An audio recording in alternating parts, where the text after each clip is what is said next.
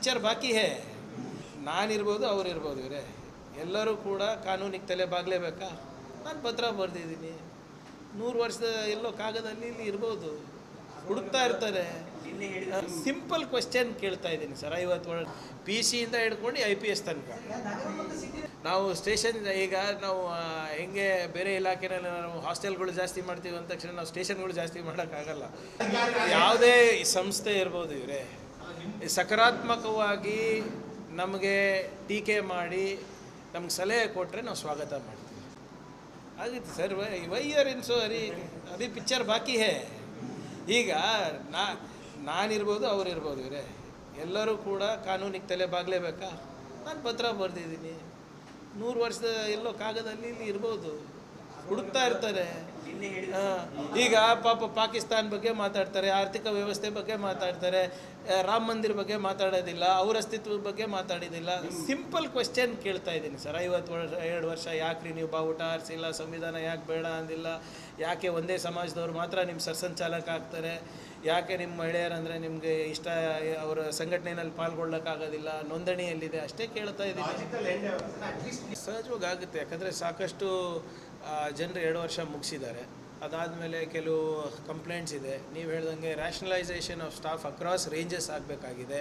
ಮತ್ತು ಕೆಲವು ಭಾಳ ಜನ ನಾನ್ ಎಕ್ಸಿಕ್ಯೂಟಿವ್ನಲ್ಲೇ ಇದ್ದಾರೆ, ಕೆಲವು ಜನ ಸಿಟಿ ಬಿಟ್ಟು ಹೋಗಿಲ್ಲ, ಕೆಲವು ಜನ ಎಕ್ಸಿಕ್ಯೂಟಿವ್ನಲ್ಲಿ ಭಾಳ ವರ್ಷದಿಂದ ಇದ್ದಾರೆ. ಸೊ ಇವೆಲ್ಲನೂ ಸ್ವಲ್ಪ ಬದಲಾವಣೆ ತರಬೇಕು ಅಂತ ಮುಖ್ಯಮಂತ್ರಿಗಳದ್ದು ಇದಿದೆ. ಎಲ್ಲ PC ಇಂದ ಹಿಡ್ಕೊಂಡು IPS ತನಕ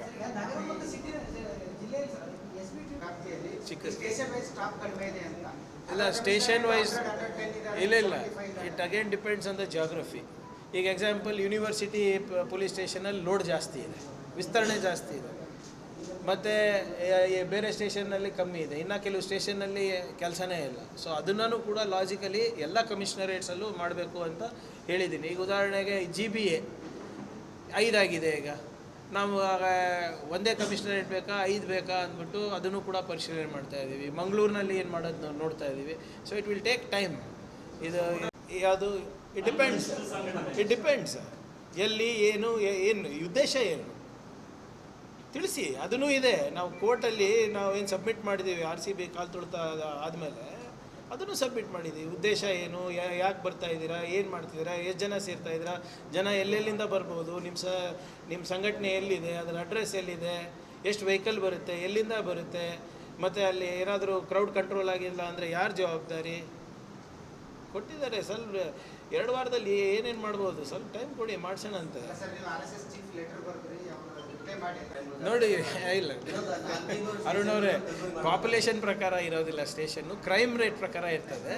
ಅದನ್ನು NCRB ಸೆಂಟ್ರಲ್ ಗೌರ್ಮೆಂಟ್ ಇದ್ರ ಪ್ರಕಾರ ಇರ್ತದೆ. ನಾವು ಸ್ಟೇಷನ್, ಈಗ ನಾವು ಹೆಂಗೆ ಬೇರೆ ಇಲಾಖೆನಲ್ಲಿ ನಾವು ಹಾಸ್ಟೆಲ್ಗಳು ಜಾಸ್ತಿ ಮಾಡ್ತೀವಿ ಅಂದ ತಕ್ಷಣ ನಾವು ಸ್ಟೇಷನ್ಗಳು ಜಾಸ್ತಿ ಮಾಡೋಕ್ಕಾಗಲ್ಲ. ಕ್ರೈಮ್ ರೇಟ್ ಮೇಲೆ ಡಿಪೆಂಡ್ ಆಗ್ತದೆ. ಅದನ್ನು ಕೂಡ ನಾವು ವೈಜ್ಞಾನಿಕವಾಗಿ ಪರಿಶೀಲನೆ ಮಾಡೋಕ್ಕೆ ಹೇಳಿದ್ದೀನಿ. Population versus crime rate versus number of personnel. ಸ್ಟೇಷನ್ನೇ ಬೇಕಂತ ಇಲ್ಲ, ನಮಗೆ ಸಿಬ್ಬಂದಿಗಳು ಕೂಡ ಈಗ ನಾವು ಬಂದ ತಕ್ಷಣ ಈಗ ಸುಮಾರು 7,000 ಸಿಬ್ಬಂದಿಗಳಿಗೆ ನಾವು ಅವಕಾಶವನ್ನು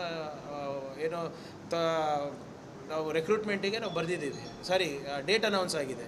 ಇನ್ನೂ ಒಂದು 5-6 ಸಾವಿರ ಕೂಡ ಬೈ ನೆಕ್ಸ್ಟ್ ಮಂತ್ ಎಂಡ್ ಆಗುತ್ತೆ. ಸೊ ರೈಟ್, ಯಾವುದೇ ಸಂಸ್ಥೆ ಇರ್ಬೋದು ಇವರೇ ಸಕಾರಾತ್ಮಕವಾಗಿ ನಮಗೆ ಟೀಕೆ ಮಾಡಿ ನಮ್ಗೆ ಸಲಹೆ ಕೊಟ್ಟರೆ ನಾವು ಸ್ವಾಗತ ಮಾಡ್ತೀವಿ. ಯಾವುದೇ ಸಂಸ್ಥೆ ಇರ್ಬೋದು, ಅದು ಮಾಧ್ಯಮದ ಮಿತ್ರರಿರ್ಬೋದು, ಅದು ಲೋಕಾಯುಕ್ತರು ಇರ್ಬೋದು, ಅಥವಾ ವಿರೋಧ ಪಕ್ಷದವರು ಇರ್ಬೋದು. My job